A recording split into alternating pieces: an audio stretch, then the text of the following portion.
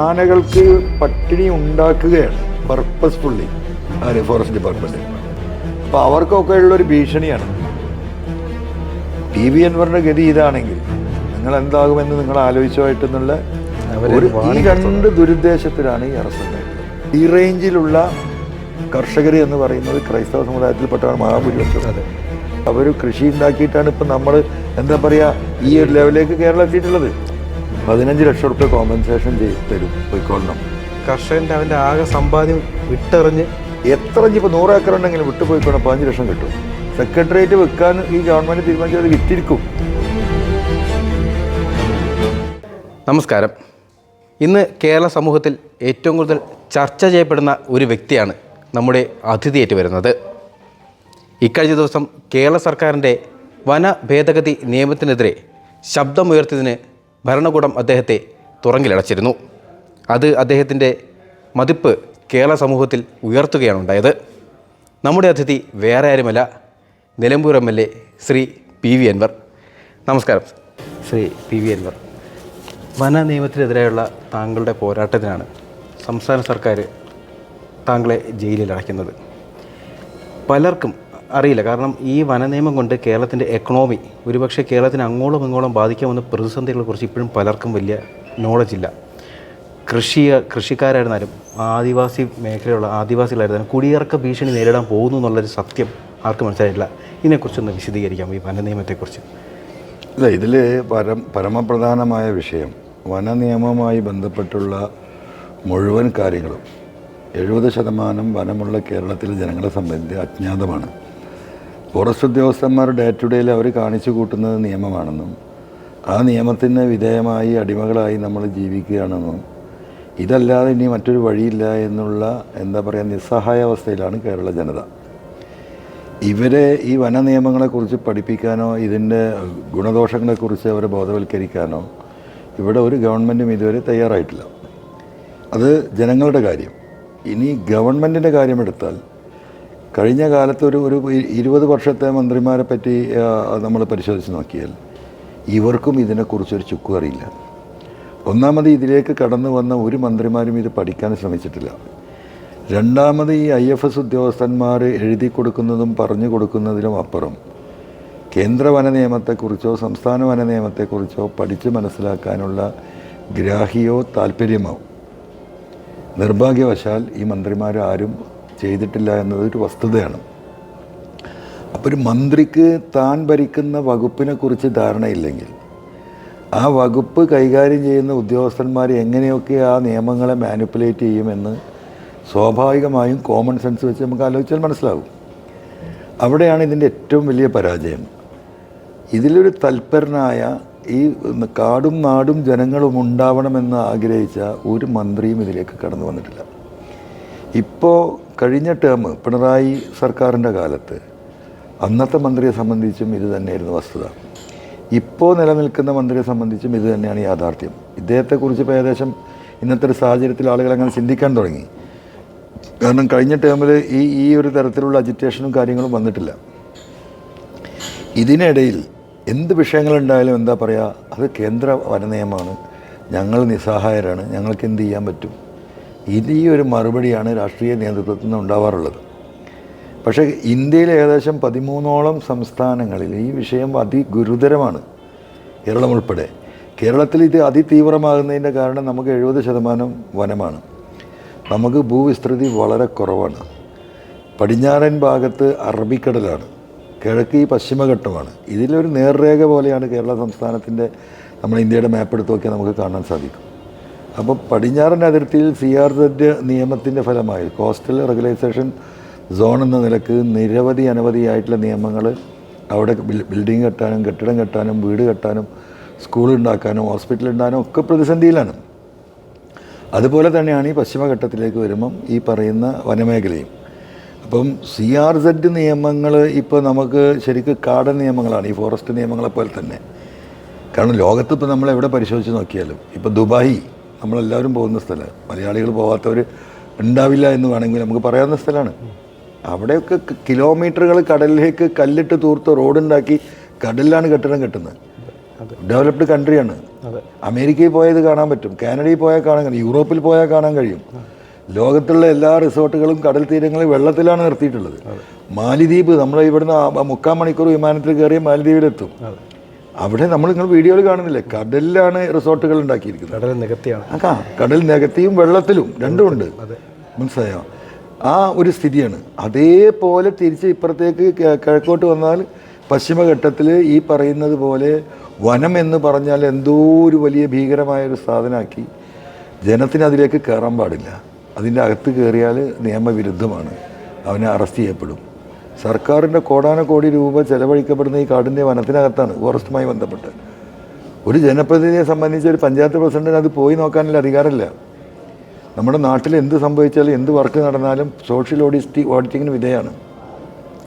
അപ്പം ഫോറസ്റ്റ് ഉദ്യോഗസ്ഥന്മാർ ഇതൊരു ദുരൂഹ മേഖലയായിട്ട്, ഫോറസ്റ്റ് അല്ല ദുരൂഹ മേഖലയായിട്ട്, എന്തൊക്കെയോ ദുരൂഹം, അങ്ങോട്ട് പോകാൻ പാടില്ല, കയറാൻ പാടില്ല, നോക്കാൻ പാടില്ല. മാത്രമല്ല ഇപ്പോൾ നമ്മുടെ നാട്ടിലെ സംബന്ധിച്ച് നമ്മുടെ ഫോറസ്റ്റിന് ഉൾക്കൊള്ളാൻ കഴിയുന്നതിലപ്പുറമുള്ള രീതിയിൽ ഈ മൃഗങ്ങൾ പെറ്റുപെരുകി. അവർക്ക് സ്പേസ് ഇല്ല, ഒന്നാമത്തെ കാര്യം. രണ്ടാമത്തെ കാര്യം, ഇവർക്കുണ്ടായിരുന്ന തീറ്റ, ഇപ്പോൾ ആനയാണല്ലോ ഇപ്പോൾ നമ്മളെ ഏറ്റവും വലിയ വിഷയം. പുലിയൊക്കെ ഇപ്പോൾ കടന്നു വരുന്നുള്ളൂ കഴിഞ്ഞൊരു 4-5 വർഷമായിട്ട്. ആന ഇത്രത്തോളം വർദ്ധിച്ചതിൻ്റെ റോട്ടിലിറങ്ങുന്നതിൻ്റെ കാരണം തന്നെ ആന കഴിക്കുന്ന പ്രധാനമായിട്ടുള്ള 2 ഭക്ഷണം എന്ന് പറയുന്നത് ഓടയും മുളയാണ്. മുമ്പ് ഫോറസ്റ്റിൽ ഇത് ഇഷ്ടം പോലെ വെച്ച് പിടിപ്പിക്കുമായിരുന്നു. കഴിഞ്ഞൊരു 20 കൊല്ലമായിട്ട് വെച്ച് പിടിപ്പിച്ചിട്ടേ ഇല്ല. കഴിഞ്ഞൊരു 10 കൊല്ലം മുമ്പ് വരെ മുൻകാലത്ത് വെച്ച് പിടിപ്പിച്ചത് ആ നാട്ടിൽ ആനക്ക് ഭക്ഷിക്കാനുണ്ടായിരുന്നു കാട്ടിൽ. സ്വാഭാവികമായും പട്ടിണിയെ കിടന്നാൽ മനുഷ്യൻ്റെ സ്ഥിതി എന്തായിരിക്കും? അപ്പം അവിടെ ഈ ആനകൾക്ക് പട്ടിണി ഉണ്ടാക്കുകയാണ് പർപ്പസ്ഫുള്ളി ഫോറസ്റ്റ് ഡിപ്പാർട്ട്മെൻറ്റ്. അപ്പോൾ സ്വാഭാവികമായിട്ടും ആന എന്താവും, താഴേക്ക് ഇറങ്ങും. അതുപോലെ തന്നെ സാധാരണ വന്യമൃഗങ്ങൾ, ചെറിയ മൃഗങ്ങൾക്ക് വെള്ളം കുടിക്കാനുള്ള ഒരുപാട് വാട്ടർ സോഴ്സ് മുമ്പിലുണ്ടായിരുന്നു. പലതും ഈ കാലാവസ്ഥാ വ്യതിയാനം, മണ്ണിടിച്ചിലും മറ്റുമായിട്ട് കാടുകളിലൊക്കെ തുറന്നു പോയിട്ടുണ്ട്. അത് റീഓപ്പൺ ചെയ്തിട്ടില്ല. അവർക്കറിയാതെ റീഓപ്പൺ ചെയ്യണമെന്ന്. എന്തുകൊണ്ടാണ് ഈ ഇത്തരത്തിലുള്ള വാട്ടർ സോഴ്സ് റീഓപ്പൺ ചെയ്യാത്തത്? ഈ മൃഗങ്ങൾക്ക് കുടിക്കാൻ വെള്ളമില്ല. ഈ പുലി, സിംഹം, ഈ പറയുന്ന ബാക്കിയുള്ള ഈ കൊച്ചു ആനിമൽസിനൊന്നും കുടിക്കാൻ വെള്ളം കാട്ടിൽ ലഭ്യമല്ല. ഒരു എന്താ പറയുക, ഡിസംബർ കഴിയുന്നതോട് കൂടിയിട്ട്. അപ്പോൾ അവർ സ്വാഭാവികമായിട്ട് വെള്ളം എവിടെയുള്ള മനുഷ്യവാസ പ്രദേശത്തേക്കാണ്. അപ്പം ഇതിൻ്റെ പിന്നിലൊരു മാഫിയായിസ് ഉണ്ട്. അത് എന്ന് പറയുന്നത് മനുഷ്യർക്ക് ജീവിക്കാൻ കഴിയാത്ത പരിസ്ഥിതി ഈ മൃഗങ്ങളെ കൊണ്ട് ആ പ്രദേശത്തുണ്ടാക്കിയാൽ മനുഷ്യനെന്ത് ചെയ്യും? സ്വാഭാവികമായിട്ട് നാട് വിട്ട് പോകേണ്ടി വരും. അങ്ങോട്ടിറങ്ങിയ ആന, ഇങ്ങോട്ടിറങ്ങിയ പുലി, അങ്ങോട്ടിറങ്ങിയ കാട്ടി, ഇങ്ങോട്ടിറങ്ങിയ പന്നി, അത് കഴിഞ്ഞ് വീട്ടിൻ്റെ അകത്ത് കയറിയ കുരങ്ങ്, മുറ്റത്തേക്ക് ഇറങ്ങി, ഒന്നും ഒരു രക്ഷയില്ല. ഭക്ഷണം പാകം ചെയ്യാൻ പോലും കഴിയില്ല. ഇപ്പോൾ കുരങ്ങും പന്നിയും എന്താ കോഴിക്കോട്ടങ്ങാടിയിലും എറണാകുളം ടൗണിലും ഹൈക്കോടതിയിൽ വരെ വന്നു. ഹൈക്കോടതിയിൽ ചില സമയത്ത് കോടതി നിർത്തി വെച്ച് ഞങ്ങൾ പത്രത്തിൽ വായിച്ചിട്ടുണ്ട്, കുരങ്ങ് ശല്യം കൊണ്ട്. ജനലും വാതിലും അടച്ചിട്ടിട്ട് ഹൈക്കോടതി പ്രവർത്തിക്കേണ്ട ഗതികേടിൽ കേരളം എത്തിയിട്ടുണ്ടെങ്കിൽ ഈ സെക്രട്ടേറിയറ്റിൻ്റെ നടയിലൂടെ ആന മാർച്ച് ചെയ്യുന്നത്, പുലി ഇവിടെ ഡാൻസ് കളിക്കുന്നത് അധികം വൈകാതെ നമുക്ക് കാണാൻ പറ്റും. അപ്പം ഇത്തരത്തിൽ നിൽക്കുന്ന ഒരു സാഹചര്യത്തിലാണ് ആകെ മനുഷ്യരെ കൊന്നാൽ മനുഷ്യരൊന്ന് അജിറ്റേറ്റ് ചെയ്യും, ചില പ്രശ്നങ്ങളുണ്ടാക്കും, സ്വാഭാവികമായിട്ടുള്ള പ്രതികരണം ഉണ്ടാകും. ആ പ്രതികരണങ്ങളെ കൂടി തടയാനുള്ള നിയമ ഭേദഗതിയാണ്. അതും സംസ്ഥാന വന നിയമത്തിലാണ്. കേന്ദ്രത്തിന് ഇതിലൊരു പങ്കുമില്ല. കേന്ദ്രത്തിനെ പറഞ്ഞ് തടിയൂരിയിരുന്ന ഗവൺമെൻറ്, സംസ്ഥാന ഗവൺമെൻറ്, ഈ പറയുന്ന 21 മന്ത്രിമാർ, ഇവിടെ മലയോര കർഷകരുടെ ജീവനാണ് ഞങ്ങളെന്ന് പറയുന്ന കേരള കോൺഗ്രസ് അടക്കം, ഈ പറയുന്ന CPI അടക്കം വലിയ എന്താ പറയുക മനുഷ്യത്വവാദികളാണല്ലോ ഇവരൊക്കെ ഇരിക്കുന്ന മന്ത്രിസഭയിലാണ് ഈ കരട് മന്ത്രിസഭ തീരുമാനം എടുക്കുന്നത്, ഈ നിയമസഭയിൽ ഇത് അവതരിപ്പിക്കാൻ. അപ്പോൾ ഈ നേതാക്കന്മാർ, ഈ മന്ത്രിമാരെവിടെയായിരുന്നു? ഇത് പാസ്സാക്കാൻ, ഈ കരട് വെക്കാനും ഭേദഗതിക്ക് അനുമതി കൊടുത്ത മന്ത്രി പിന്നെ മുഖ്യമന്ത്രിയെ പോയി കണ്ടു എന്നാണ് പറയുന്നത്. നമ്മളെ എന്താ പറയുക, റോഷി എൻ്റെ അടുത്ത സുഹൃത്താണ്. പക്ഷേ റോഷി അടക്കം ഇരിക്കുന്ന മന്ത്രിസഭയാണിത് തീരുമാനിക്കുന്നത്. പിന്നെ ജനങ്ങൾ ഇളകിയപ്പോൾ എന്തായി? ഇതിനൊന്ന് പോളിഷ് ചെയ്യാൻ പോയി. ഇറ്റ്സ് ഓൺലി എ പോളിഷിങ്, മനസ്സിലായോ? പക്ഷേ ഈ നിയമം ഇവിടെ ഭേദഗതി ഇവിടെ പാസ്, സത്യത്തിൽ ഇത് ഭേദഗതിയല്ല, ഇത് പുതിയ നിയമം ഉണ്ടാക്കുന്നത് പോലെയാണ്. അതിനൊന്ന് സോഫ്റ്റൻ ചെയ്യാനാണ് ഭേദഗതി എന്ന് പറയുന്നത്. അതിൽ പ്രധാനമായിട്ടും നമുക്കറിയാം, ഫോറസ്റ്റിനെ സംബന്ധിച്ച് അവർക്ക് കൊടുത്ത അധികാരങ്ങൾ കുറേ പരിമിതികളുണ്ട്. ഇപ്പോൾ നമ്മളൊരു വില്ലേജ് ഓഫീസിൽ പോയൊരു വിഷയം ഉണ്ടായി, ആളുകൾ വില്ലേജ് ഓഫീസറെ തടഞ്ഞു അല്ലെങ്കിൽ അവിടെ ഗരാവ് ചെയ്തു. അദ്ദേഹം എന്താ ചെയ്യുക? അദ്ദേഹം പോലീസിനെ വിളിച്ച് അറിയിക്കും, പോലീസ് വന്ന് ആ ഗരാവക്കാരെ നീക്കും, അവിടെ അതിക്രമം നടന്നിട്ടുണ്ടെങ്കിൽ കേസെടുക്കും. അതാണല്ലോ. അതേ അധികാരമേ ആർക്കുണ്ടായിരുന്നുള്ളൂ? ഫോറസ്റ്റ് ഉണ്ടായിരുന്നുള്ളൂ. ഫോറസ്റ്റുമായി ഒരു ഏറ്റുമുട്ടൽ ജനങ്ങൾ ഈ പറഞ്ഞ പോലെ ഒരു അജിറ്റേഷൻ ഇഷ്യൂ ഉണ്ടായാൽ, ഒരു ഗരാവോ ഉണ്ടായാൽ, ഓഫീസിൽ കയറി തല്ലിയാൽ അവർ കൺസേൺ പോലീസ് സ്റ്റേഷൻ അറിയിക്കണം. ആ പോലീസ് അവിടെ വന്ന് അന്വേഷിച്ച് ഈ പറഞ്ഞത് ശരിയാണെങ്കിൽ അവർ FIR ഇട്ട് കേസെടുത്ത് അതിൻ്റെ പ്രൊസീജിയർ നടക്കും. അപ്പം അത്ര അധികാരമേ ആർക്കുണ്ടായിരുന്നുള്ളൂ? ഫോറസ്റ്റ് ഉണ്ടായിരുന്നുള്ളൂ. ഇപ്പം ഈ പുതിയ ഭേദഗതി പ്രകാരം CRPCയും IPCയും എല്ലാ അധികാരങ്ങളും അവർക്ക് കൊടുക്കുകയാണ്. അപ്പം സുപ്രീം കോടതി ഒരു വ്യക്തിയെ അറസ്റ്റ് ചെയ്താൽ സുപ്രീം കോടതി കുറേ നിബന്ധനകൾ നിർബന്ധമായും പാലിക്കാൻ വേണ്ടിയിട്ട് പോലീസിനോട് പറഞ്ഞിട്ടുണ്ട്.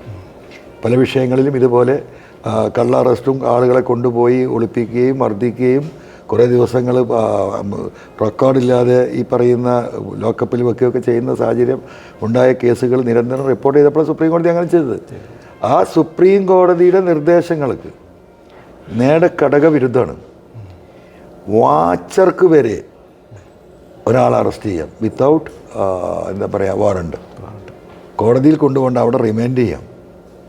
ഇപ്പോൾ പുതിയ ലോക്കപ്പുകൾ ഇപ്പോൾ 8 മാസം മുമ്പ് കേരളയിൽ 2 റേഞ്ച് ഓഫീസുകൾ, ഒരു റേഞ്ച് ഓഫീസും അതിൻ്റെ ഒരു അമ്യൂണിറ്റി ബിൽഡിങ്ങും ബഹുമാനപ്പെട്ട മന്ത്രി വന്നവിടെ ഉദ്ഘാടനം ചെയ്ത MLA എന്ന നിലയ്ക്ക് ഞാനതിൻ്റെ അധ്യക്ഷൻ ഉദ്ഘാടനം ചെയ്ത് ബിൽഡിങ്ങിൻ്റെ അകത്ത് കയറിയപ്പോൾ വളരെ വിശാലമായിട്ടുള്ള ലോക്കപ്പ് മുറി 2 എണ്ണം.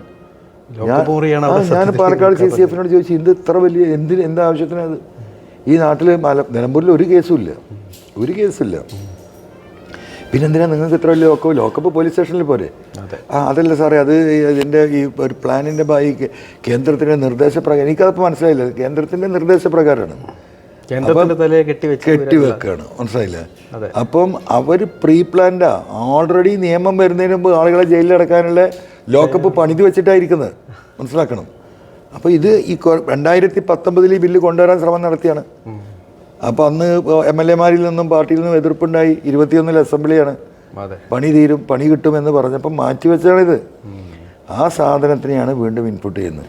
മറ്റൊരു കാര്യം, ചെറിയ കേസുകൾക്ക് പോലും 500 രൂപ 1000 രൂപ പിഴ ചുമത്തിയിരുന്ന കാര്യങ്ങൾ 5000, 25,000, 50,000 ലക്ഷങ്ങളിലേക്ക് കൺവേർട്ട് ചെയ്തു. കാട്ടിൽ കയറി ചുള്ളി പറിച്ചാൽ പോലും. ചുള്ളി മാത്രമല്ല, ഇപ്പോൾ ആദിവാസികൾ ജീവിക്കുന്നത് എങ്ങനെയാണ്? കാട്ട് മരുന്ന് ശേഖരിച്ചും ഈ വിറക് ശേഖരിച്ചും അത് പുറത്തു കൊണ്ടുവന്ന് വിറ്റും തേൻ ശേഖരിച്ചും ഒക്കെയാണ്. ഒരു ഉണങ്ങിയ ഇല ഈ ആദിവാസി എടുത്താൽ അവൻ ജയിലിലാണ്. അവൻ്റെ സ്വന്തം നാട്ടിൽ, വേറെ ഒരു മാർഗമില്ല. ഒന്ന്. മൂന്നാമത്തെ വിഷയം എന്ന് പറയുന്നത്, ഇപ്പം പുഴകളുടെ അവകാശം എന്താ പറയുക, റിസർവ് വനത്തിനുള്ളിൽ ഫോറസ്റ്റിനാണ്.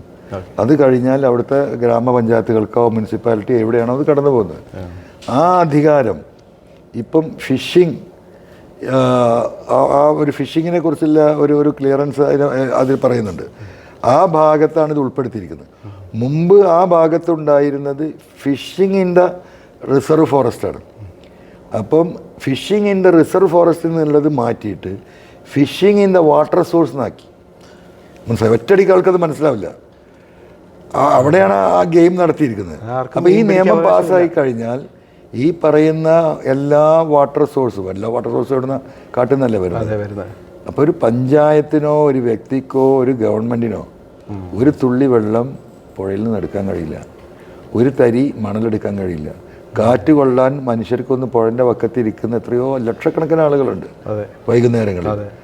അവിടെ അവർക്ക് ഇറങ്ങിയിരിക്കാൻ പറ്റില്ല. ചെറിയ എന്താ പറയുക, കൊച്ചു കടകൾ, എന്താ പറയുക, വിറകും ഓലയൊക്കെ വെച്ച് കെട്ടിയിട്ട് ചെറിയ കച്ചവടം, മാടക്കടകൾ, ആയിരക്കണക്കിന് കുടുംബങ്ങൾ കേരളത്തിലുണ്ട്. അവർക്കൊക്കെ ഇത് പൊളിച്ച് നാട് വിടണം.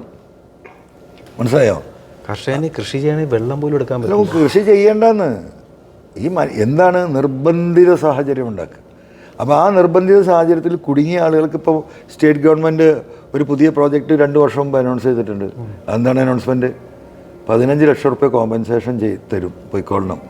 അത് 5 സെൻറ്റും വീടാണെങ്കിലും 10 സെൻറ്റും വീടാണെങ്കിലും 10 ഏക്കർ വീടാണെങ്കിലും 5 ലക്ഷം വിട്ടുപോയിക്കൊള്ളണം. 15 ലക്ഷം. ഒരു കർഷകൻ്റെ അവൻ്റെ ആകെ സമ്പാദ്യം വിട്ടെറിഞ്ഞ് എത്ര ഇപ്പോൾ 100 ഏക്കർ ഉണ്ടെങ്കിലും വിട്ടുപോയിക്കൊള്ളണം, 15 ലക്ഷം കിട്ടും.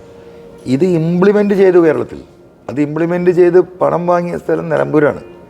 നിലമ്പൂരിലെ അമരമ്പലം പഞ്ചായത്ത്, എൻ്റെ മണ്ഡലത്തിലെ അമരം പഞ്ചായത്തിലെ പാട്ടക്കരിമ്പ് എന്ന് പറയുന്ന വാർഡിൽ 42 കുടുംബങ്ങൾ ഈ പൈസ വാങ്ങിപ്പോയി. 2 ഏക്കർ 3 ഏക്കർ 5 ഏക്കർ ഉള്ളവർ. ഞങ്ങൾ അവിടെ പോയി അവരെ കാല് പിടിച്ചെന്ന് നിങ്ങൾ പോരുതെന്ന് പറഞ്ഞിട്ട് അവർ ചോദിക്കുന്നത് ഞങ്ങൾ എങ്ങനെ ജീവിക്കും? 5 മണിയാകുമ്പോൾ വാതിലടക്കണം. അങ്ങോട്ട് നോക്കി ആന അങ്ങോട്ട് നോക്കിയിട്ടുണ്ടെങ്കിൽ പന്നി അപ്പുറത്തേക്ക് കയറിയാൽ ഈ പറയുന്ന രീതിയിലുള്ള ഭീകര ജീവികൾ. മക്കൾ സ്കൂളിൽ പോയി വരുന്നവരെ മെയിൻ റോഡിൽ ഞങ്ങൾ പോയി നിൽക്കുകയാണ്. 4 മണിക്ക് വിടുന്ന സ്കൂളിലെ കുട്ടികളെ 2 മണിക്ക് സ്പെഷ്യൽ പെർമിഷൻ സാങ്ഷൻ ചെയ്യിച്ചിരിക്കുകയാണ്. കുട്ടികളെ വിട്ട് രക്ഷിതാക്കൾ തിരിച്ചു കൊണ്ടുവരികയാണ്.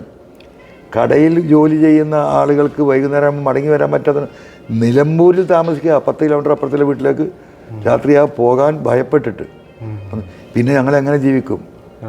എമ്മലെ ഞങ്ങൾ പോവുകയാണ്, ആ പൈസ ഞങ്ങൾ വാങ്ങി ഞങ്ങൾ എവിടെയെങ്കിലും ഒരു കുടിൽ കെട്ടി ജീവിച്ചോളാം. ജീവനല്ലേ പ്രശ്നം എന്നാണ് ചോദിക്കുന്നത്. ഈ ഒരു സാഹചര്യം കേരളത്തിൽ മൊത്തം വരാൻ പോവാണ്. മുതലെടുക്കുകയാണ്. അതിൻ്റെ അവസാനത്തെ ആണിക്കല്ലാണ് ഈ നിയമ ഭേദഗതി. അതാണ് ഇതിലെ അടിസ്ഥാനപരമായിട്ടുള്ള ഇഷ്യൂ. എൻ്റെ മറ്റൊരു ചോദ്യം എന്ന് വെച്ചാൽ, കർഷക വിരുദ്ധ നിയമം വന്നപ്പോൾ പഞ്ചാബിൽ ഉണ്ടായ പ്രക്ഷോഭം അവസാനം സർക്കാർ ആ ബില്ലുകൾ പിൻവലിച്ച് മാപ്പ് പറയുന്ന അവസ്ഥ ഉണ്ടായി, പ്രധാനമന്ത്രി തന്നെ. എന്തുകൊണ്ട് ഇതേപോലത്തെ ഒരു ബില്ലിനെ പിൻവലിക്കാനുള്ളൊരു റീതിങ്ക് നമ്മുടെ സർക്കാർ എടുക്കുന്നില്ല? അല്ല, അത് റീതിങ്ക് എടുക്കണമെങ്കിൽ ജനത്തിൻ്റെ പ്രതിഷേധവും പ്രതിരോധവും ഉയരേണ്ടതുണ്ട്. ഒരു കാരണവശാലും ഈ ബില്ല് വരാൻ പാടില്ല. ഈ ഭേദഗതി അത് എന്താ പറയുക, വലിച്ചു കീറി തോട്ടിലെറിയേണ്ട സാധനമാണ്. ഇനി ഇത് കൊണ്ടുവന്ന് ഇതിലൊരു ഭേദഗതി വരുത്തിയിട്ട് എന്താ പറയുക, സോഫ്റ്റായിട്ട് ഒരു സ്റ്റെപ്പ് കയറി പിന്നെ 2 കൊല്ലം കഴിയുമ്പോൾ അടുത്തൊരു ചെറിയ സോഫ്റ്റായി കയറി, മനസ്സിലായോ? അപ്പോൾ 100ലേക്ക് നേരെ കയറാതെ 25 കയറി പിന്നെ 50 കയറി പിന്നെ 75 കയറി പിന്നെ 100ലേക്ക് കയറുന്ന ഒരു ഒരു സംവിധാനം ഉണ്ടല്ലോ. Step by step. അതായത് ഇപ്പോൾ നമ്മൾ പെട്രോളിനൊക്കെ മുമ്പ് എങ്ങനെയാണ്, ഇപ്പോൾ 5 രൂപ വില കൂട്ടി, 5 രൂപ വില കൂട്ടിയ ജനങ്ങളാകെ പ്രശ്നം, സമരം. അപ്പം എന്തായാലും 3 രൂപ കുറച്ച് 2 രൂപ, അവരാവശ്യം 2 രൂപയായിരുന്നു, മനസ്സിലായോ? ആ ഒരു അതൊരു മനുഷ്യൻ്റെ മാനസികാവസ്ഥയാണ്. ഇപ്പം ഡെയിലി പെട്രോളിന് 10 പൈസ 25 പൈസ വെച്ച് കൂടുക, നമ്മളാരും അറിയുന്നില്ല. പണ്ട് അങ്ങനെ ആയിരുന്നില്ല. ഇതോട് കയറ്റി വെച്ച ബസ് ഫെയർ 50 പൈസ കൂട്ടി, ഭയങ്കര ബഹളം, സമരമായി. 5 ദിവസം കഴിയുമ്പോൾ 25 പൈസ ആക്കി. ഓട്ടോ ചാർജ് 10 രൂപ വർദ്ധിപ്പിച്ച് കിലോമീറ്ററിന്, അത് വലിയ വിഷയമായി, ജനങ്ങൾ അല്ലെങ്കിൽ സമരമായി. അപ്പോൾ 5 രൂപ 3 എക്സ്ട്രാ കിട്ടിയാലും ലാഭമാണ്. അതിനാണ് 10 എന്ന് പറയുന്നത്. എന്നിട്ട് 5ലേക്ക് കുറക്കുകയാണ്. അതേ നിലപാടാണ് ഈ നിയമ ഭേദഗതിയിൽ സർക്കാർ ഉദ്ദേശിക്കുന്നത്, മനസ്സിലായോ? മനുഷ്യനെ എന്താ പറയുക, മെല്ലെ മെല്ലെ മെല്ലെ മെല്ലെ അതിൽ അറിയാതെ എത്തിക്കുക. ഈ ബില്ല് തന്നെ എന്താ ചെയ്യേണ്ടത്? ഇത്രയും വലിയൊരു വിഷയം കേരളത്തിലെ 430 പഞ്ചായത്തിനെ ബാധിക്കുന്നുണ്ട്. ഡയറക്റ്റ് ഇൻഡയറക്റ്റ് കോഴിക്കോട്ടങ്ങാടിയും ട്രിവാൻഡ്രം ഉണ്ട്, മനസ്സിലായോ? KSRTC ബസ് സ്റ്റാൻഡ് അവിടെ പോയപ്പോൾ പന്നി ഉണ്ടാവും, ഇപ്പം പന്നി ഉണ്ടാവും, ഇഷ്ടംപോലെ തൊട്ടപ്പുറത്തായ കുറുക്കനുണ്ടാവും. മനസ്സിലായില്ലേ?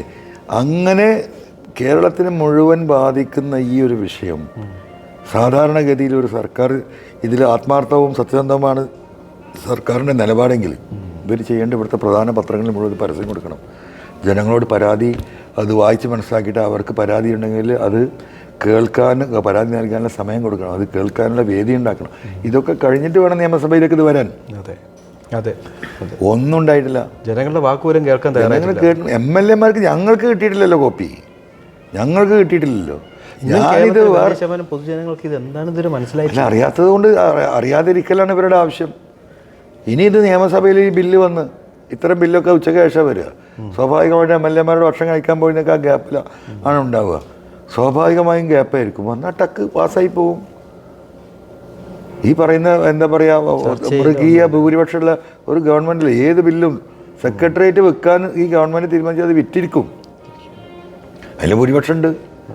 അപ്പം ഇത് അതിൻ്റെ അകത്തേക്ക് കയറാതെ ജനങ്ങളുടെ പ്രതിഷേധത്തിലും അവരുടെ എന്താ പറയുക തടവിലും ഇത് ആ സെക്രട്ടേറിയറ്റിൻ്റെ കോമ്പൗണ്ടിനുള്ളിലേക്ക് ബില്ലുമായിട്ട് മന്ത്രി വരാൻ പാടില്ല. ആ നിലപാട് ഇവിടെ സ്വീകരിക്കണം പ്രതിപക്ഷം, ഇവിടുത്തെ സാമൂഹിക സംഘടനകൾ, ഇവിടുത്തെ രാഷ്ട്രീയ സംഘടനകൾ, ഈ പറയുന്ന കേരള കോൺഗ്രസ്, റോഷി അടക്കമുള്ളവർ അവിടെയാണ് നിൽക്കേണ്ടത്, മനസ്സിലായോ? അത് നിന്നില്ലെങ്കിൽ ഈ പറയുന്ന വലിയ അപകടത്തിലേക്ക് നമ്മൾ എത്താൻ പോവുകയാണ്. പൊതുമുതൽ നശിപ്പിച്ചതെന്നുള്ള വകുപ്പ് ചേർത്താണല്ലോ സാറിനെ ജയിലിലടച്ചത്. നിയമസഭ തല്ലിപ്പൊളിച്ച മഹാന്മാരിന്ന് MLA-മാരും MP-മാരും മന്ത്രിമാരായിരിക്കുന്നുണ്ട്. അവർക്കില്ലാത്ത എന്തുകൊണ്ടാണ് സാറിന്, അവർക്കില്ലാത്ത എന്താണ് സാറിനെ ജയിലിൽ അടയ്ക്കാനായിട്ട്? അല്ല, അതിലെ 2 വിഷയമാണ്. നിങ്ങൾ വിചാരിക്കുന്ന പോലെയല്ല എൻ്റെ അറസ്റ്റ്. ഈ വിഷയവുമായി ബന്ധപ്പെട്ട് നിയമ ഭേദഗതിയുമായി ബന്ധപ്പെട്ട് ജനങ്ങളെ ബോധവൽക്കാനുള്ള ജാഥയാണ് ഞങ്ങൾ നടത്തിക്കൊണ്ടിരുന്നത് 3 ദിവസം വയനാട് പാർലമെൻറ്റ് മണ്ഡലത്തിൽ. ജനങ്ങളോട് ഈ വിഷയം പറയാനാണ്, ജനങ്ങളിത് ചർച്ച ചെയ്യാൻ വേണ്ടിയിട്ടാണ്. സ്വാഭാവികമായിട്ടും ഈ വിഷയവുമായി ബന്ധപ്പെട്ട് ഏകദേശം 100ഓളം കർഷക സംഘടനകൾ കേരളത്തിൽ അങ്ങോട്ടും ഇതിൽ പലരുമായിട്ട് ഞാൻ വ്യക്തിപരമായി ബന്ധപ്പെട്ടിട്ടുണ്ട് ഈ വിഷയത്തിൽ. അവരൊക്കെ വളരെ സജീവമായി ഈ ഭേദഗതിയെ എതിർക്കണം, വരാൻ പാടില്ല എന്നുള്ള നിലപാടിൽ തന്നെയാണ്. പിന്നെ ഈ മലയോര മേഖലയിലെ തിരുമേനിമാരെ ഞാൻ വ്യക്തിപരമായി പോയി കണ്ടിട്ടുണ്ട്. അവരൊക്കെ ഈ വിഷയത്തിൽ ധാർമ്മികമായുള്ള പിന്തുണയും അവരുടെ ശേഷിക്കനുസരിച്ചുള്ള എതിർപ്പും പ്രകടിപ്പിച്ചുകൊണ്ടിരിക്കുകയാണ്. അപ്പോൾ ഞാൻ ഈ നിയമസഭാ സമ്മേളന സമയത്ത് ഈ നിയമസഭയിലുണ്ടെങ്കിൽ ആ നിയമസഭാ സമ്മേളനം വരെ ഈ പ്രചരണവുമായിട്ട് ഞാൻ പോയി കഴിഞ്ഞാൽ ഈ ബില്ല് വലിയ വിഷയമാകും. അതാണ് ഒന്നാമത്തെ വിഷയം. അതുകൊണ്ട് എന്ത് മാർഗമെന്ന് ആലോചിക്കുമ്പോഴാണ് ജാഥ നിലമ്പൂരിലേക്ക് എത്തുമ്പോൾ അവിടെ മണിയെന്ന് പറയുന്ന ആദിവാസി യുവാവിനെ ആന ചവിട്ടി കൊല്ലുന്നത്. ആ സ്വാഭാവികമായിട്ടും അതാണല്ലോ ഇതിൽ പ്രയോറിറ്റി. അങ്ങനെയാണ് DFO ഓഫീസിലേക്ക് ജാഥ നീങ്ങുന്നത്. ഞങ്ങൾ വയനാട്ടിൽ നിന്ന് ആരംഭിച്ച ജാഥയാണ് DFO ഓഫീസിലേക്ക് പോകുന്നത്. അവിടെയാണ് ഈ വിഷയങ്ങൾ ഉണ്ടാവുന്നത്. അതാണ് ഒന്നാമത്തെ വിഷയം. രണ്ടാമത്തെ വിഷയം എന്ന് പറയുന്നത്, ഇവിടെ ഇപ്പോൾ പൊതുവായിട്ട് ഈ സർക്കാരിൻ്റെ ഈ നയങ്ങൾ പൊതുവിൽ ഈ മലയോര മേഖല ചർച്ച ചെയ്യപ്പെടുകയും നിയമസഭക്കകത്ത് കൂടി ഞാൻ ഉണ്ടായിക്കഴിഞ്ഞാൽ, എനിക്കിത് സംസാരിക്കാൻ അവസരം എങ്ങനെയെങ്കിലും കിട്ടിക്കഴിഞ്ഞാൽ ഇതൊരു വിഷയമാകും. അതുകൊണ്ട് അവൻ അകത്ത് കിടക്കട്ടെ എന്നുള്ള ഒറ്റ തീരുമാനമാണ്. അതാണ് ഇതിൻ്റെ അടിസ്ഥാനപരമായി അറസ്റ്റിന് കാരണം. രണ്ടാമതൊരു കാരണം കൂടിയുണ്ട്. ഞങ്ങൾക്കറിയാം, കഴിഞ്ഞ ഒരാഴ്ചയായിട്ട് വാർത്തകളിലൊക്കെ ചില MLA മാർ, മുൻ MLA മാരൊക്കെ എൻ്റെ മൂവ്മെൻറ്റിനോടൊപ്പം കൂടെ വരാൻ നിൽക്കുന്നു എന്നുള്ള ഒരു ചർച്ച നടന്നിരുന്നല്ലോ. സ്വാഭാവികമായിട്ടും ഇതിനെക്കുറിച്ച് ഏകദേശം ധാരണ CPM ലീഡർഷിപ്പിന് മുഖ്യമന്ത്രിക്കും ഉണ്ട്. മനസ്സിലായോ? ആരൊക്കെയാണ് ഈ ആളുകളെ ഞാൻ ലക്ഷ്യം വെക്കുന്നത്, ആരൊക്കെയായിട്ട് കുഞ്ഞൻ കമ്മ്യൂണിക്കേറ്റ് ചെയ്തിരിക്കുന്നത്, ഒക്കെ അവർക്ക് ഏകദേശം അറിയാം. അപ്പോൾ അവർക്കൊക്കെ ഉള്ളൊരു ഭീഷണിയാണ്. PV അൻവറിൻ്റെ ഗതി ഇതാണെങ്കിൽ നിങ്ങൾ എന്താകുമെന്ന് നിങ്ങൾ ആലോചിച്ചുമായിട്ടെന്നുള്ള ഈ രണ്ട് ദുരുദ്ദേശത്തിലാണ് ഈ അറസ്റ്റ് ഉണ്ടായിട്ടുള്ളത്. പക്ഷേ പൊതുജനങ്ങളിലുണ്ടായ ഫാക്ടർ എഫക്റ്റ് അല്ല, പൊതുജനങ്ങൾ ഇപ്പോൾ ഈ കാര്യം ചർച്ചയായല്ലോ. അതോട് ഒരു സംസ്ഥാന തലത്തിൽ എല്ലാവരുടെയും ഒരു കർഷകരുടെ നേതാവായി, ആദിവാസിയുടെ നേതാവായി. അല്ല, അത് അങ്ങനെ എന്താ വെച്ചാൽ നമ്മളങ്ങനെ ഒരു നേതാവാകാൻ വേണ്ടിയിട്ട് നടത്തിയ ഒരു സംഘത്തില്ല. എന്താപ്പോൾ സാഹചര്യവശാൽ അങ്ങനെയൊക്കെ ആയിപ്പോയതാണ്. നമ്മൾക്ക് ഇതിൽ ഞാനൊരു മലയോര കർഷകനാണ്, ഒരു കർഷക കുടുംബത്തിൽ ജനിച്ചാണ്, ഒരു മലമൂട്ടിലാണ് ഞാൻ ഇപ്പോഴും ജീവിക്കുന്നത്. വീട്ടിൽ രാവിലെ 5 മണിക്ക് വാതിൽ നിന്ന് പുറത്തേക്ക് പോകണമെങ്കിൽ ലൈറ്റിട്ട് നമ്മൾ ചുറ്റുഭാഗം നോക്കി ഉറപ്പിക്കണം. എന്ത് ഈ പന്നിയോ ഈ പറയുന്ന വർഗത്തിൽപ്പെട്ട എന്തെങ്കിലും സാധനമുണ്ടോ എന്ന് നോക്കിയിട്ട് പോകാൻ പറ്റുള്ളൂ. മനസ്സിലായോ? പലപ്പോഴും വീട് മുറ്റത്ത് പന്നിയാണ്. അപ്പോൾ 10 സെൻറ്റുള്ള കർഷകനെ സംബന്ധിച്ചും 10 ഏക്കറുള്ള കർഷകനെ സംബന്ധിച്ചും ആ ഭൂമിയിൽ നിന്ന് എന്താ പറയുക 10 രൂപയുടെ അറ്റാദായം കൃഷി ചെയ്ത് എടുക്കാൻ കഴിയുന്ന സാഹചര്യം കേരളത്തിലില്ല. ഭൂമിയിൽ ഒന്നുണ്ടാക്കാൻ കഴിയപ്പോൾ ജനങ്ങൾ ടെറസിൻ്റെ മുകളിൽ ചട്ടി വെച്ചിട്ട് വീട്ടിലേക്ക് കഴിക്കാനുള്ള പച്ചക്കറി ഉണ്ടാക്കാൻ പറ്റുന്നത്. കുരങ്ങ് ശല്യം അതുകൊണ്ട് കുരങ്ങെടുത്തിട്ട് പോവാണ്. പാലക്കാട്, ആലപ്പുഴയൊക്കെ നെൽകൃഷിക്കാർ അനുഭവിക്കുന്ന പീഡനം എന്താ? മൈലുകൾ, ഒരു 25 മൈൽ ഒരുമിച്ച് വന്നാൽ 1 ഏക്കർ പാടത്തെ നെല്ല് ഒരു 3 മണിക്കൂർ കൊണ്ട് ഊരി തീർക്കും. 3 മണിക്കൂർ കൊണ്ട് ഏക്കർ കണക്കിന് ഭൂമിയിട്ട് അടിച്ച് തീർക്കല്ലേ. പിന്നെ വിത്ത് പാകുമ്പോൾ തന്നെ ഇത് വന്നു കഴിഞ്ഞാൽ ആ വിത്ത് മുളക്കുമ്പോൾ അത് കൊത്തിയെടുത്ത് പോകും. പിന്നെ മുളക്കാനേ ഇല്ല. അപ്പം ഈ പറഞ്ഞ ആന, കാട്ടി, പോത്ത്, ഈ പറയുന്ന കടുവ, സിംഹം, പുലി, കുരങ്ങ്, ഈ പറയുന്ന അവസാനം മയില്, ഇനിയിപ്പോൾ എന്താ എങ്ങനെ മനുഷ്യൻ ജീവിക്കുക? വല്ലതും കിട്ടണ്ടേ? അത്രയും ഡേഞ്ചർ സോണിലേക്ക് ഈ സ്റ്റേറ്റിനെ ഈ ഫോറസ്റ്റ് ഡിപ്പാർട്ട്മെൻറ്റ് കൊണ്ടുപോയിക്കൊണ്ടിരിക്കുക. ഇതൊരു പ്ലാൻഡ് മാനിപ്പുലേഷൻ. അപ്പം ആ വിഷയം ഇപ്പോൾ ഒരു ചർച്ചയ്ക്ക് എത്തി. ഈ ഒരു ഘട്ടത്തിൽ എന്താ പറയുക, രൂക്ഷമായി ഇതിനെ എതിർക്കാനും ഇതിനെ തടയിടാനും എനിക്കൊരു വ്യക്തി നിലയ്ക്ക് എനിക്ക് വളരെ പരിമിതിയുണ്ട്. ആകെ സാധിക്കെന്താ? ഇവിടുത്തെ അതിനാണുള്ള പ്രതിപക്ഷം. ആ പ്രതിപക്ഷം കക്ഷി രാഷ്ട്രീയ ജാതി മത വ്യത്യാസമില്ലാതെ സകല മനുഷ്യരെയും അണിനിർത്തിക്കൊണ്ട് ഈ നിയമസഭാ സമ്മേളനത്തിലേക്ക് അത് വരാതിരിക്കണം, അതിനെ നിലപാട് സ്വീകരിക്കണം. അതിന് ഈ പറയുന്ന നിയമസഭാ മന്ദിരത്തിലേക്കുള്ള പ്രവാസന റോഡുകൾ ദിവസങ്ങളോളം ബ്ലോക്ക് ചെയ്തിടണം എന്ന് ഈ പ്രതിപക്ഷം തീരുമാനിച്ചാൽ അത് ഏറ്റെടുക്കാൻ കേരളത്തിലെ ജനങ്ങളുണ്ട്. ഇപ്പോൾ താങ്കൾ ജയിലിലായിരുന്നു. എല്ലാം UDF തങ്ങൾക്ക് ഒരുപാട് സപ്പോർട്ടും കാര്യങ്ങളെല്ലാം തന്നിട്ടുണ്ടായിരുന്നു. എങ്ങനെയാണ് ഇപ്പോൾ യു ഡി എഫ് മറ്റു ഒരുപാട് ചർച്ചകളൊക്കെ നടക്കുന്നുണ്ട്, യു ഡി എഫ് പ്രവേശനം അങ്ങനത്തെ? യു ഡി എഫുമായി ഞാനിപ്പോൾ നടത്തിയതൊന്നും ഒരു രാഷ്ട്രീയ ചർച്ചയോ അല്ലെങ്കിൽ എന്താ പറയുക രാഷ്ട്രീയ പ്രവേശനത്തെയോ ഒന്നും ഞാൻ നടത്തിയിട്ടില്ല. ഞാനിപ്പോൾ ഈ കഴിഞ്ഞ കുറച്ച് ദിവസങ്ങളായി ആഴ്ചകളായിട്ട് ഈ നടത്തിക്കൊണ്ടിരിക്കുന്ന കമ്മ്യൂണിക്കേഷൻ മുഴുവൻ ഇതുമായി ബന്ധപ്പെട്ടാണ്. ഇതിന് ധാർമ്മിക പിന്തുണ തേടിക്കൊണ്ടാണ് നമ്മൾ ജയിലിൽ നിന്ന് ഇറങ്ങിയതിന് ശേഷം യു ഡി എഫ് ലീഡർഷിപ്പിനെ നമ്മൾ കാണുകയുണ്ടായത്. അപ്പം യു ഡി എഫുമായി സഹകരിച്ച് മുന്നോട്ട് പോകാൻ തയ്യാറാണെന്ന് ഞാൻ ഡിക്ലെയർ ചെയ്തതാണ്.